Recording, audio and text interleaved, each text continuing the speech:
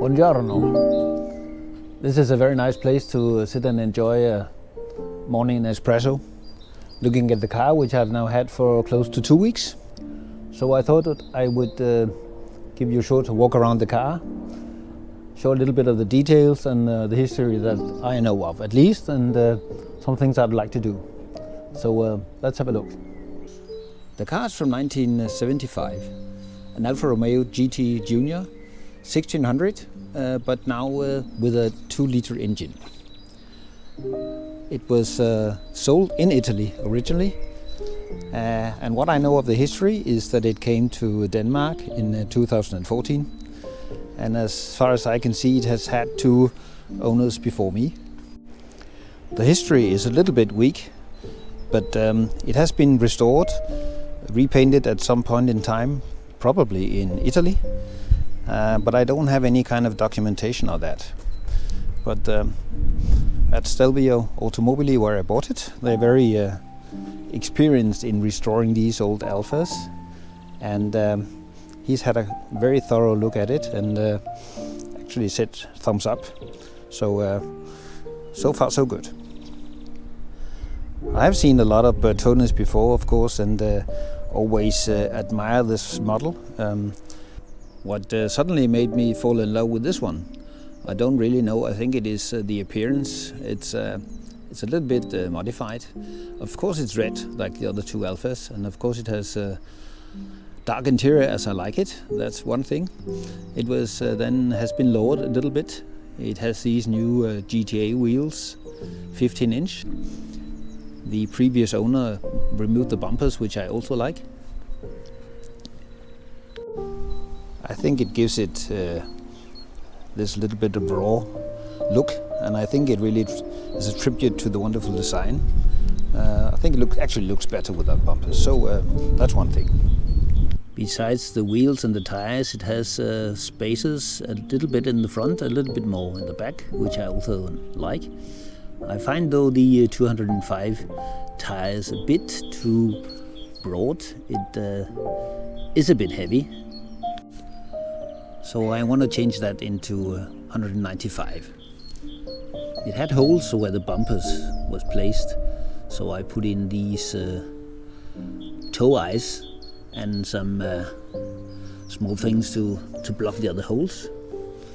Now I maybe want to change that into yellow light, so I just bought some foil which I put on. Not very good quality, I must say, but at least it gives me an impression how it may look. Mechanically, Stelvio has renovated the cylinder head, put in new valves, new camshafts. It runs very nicely. I really like these GTA curved ram pipes, and gives it a very, very good sound.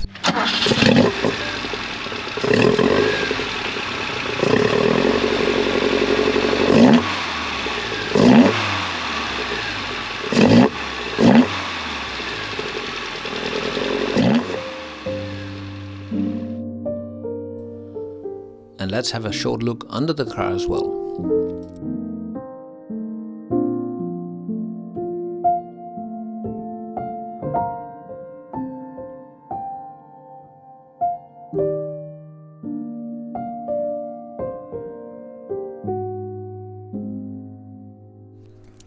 So let's have a look at the interior.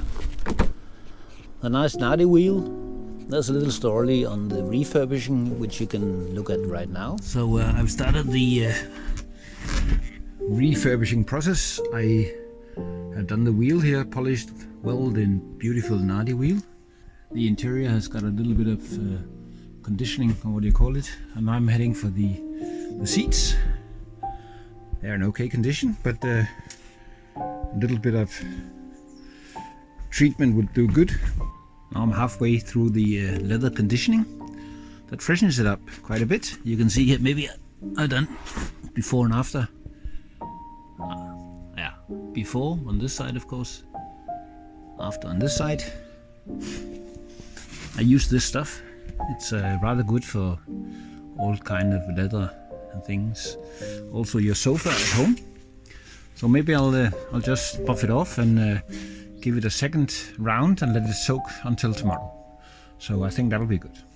Yeah, well, now it looks like this. So I taken out the radio. There was an old Japanese radio which was really not in compliance with the time. So I took that out, leaving a hole.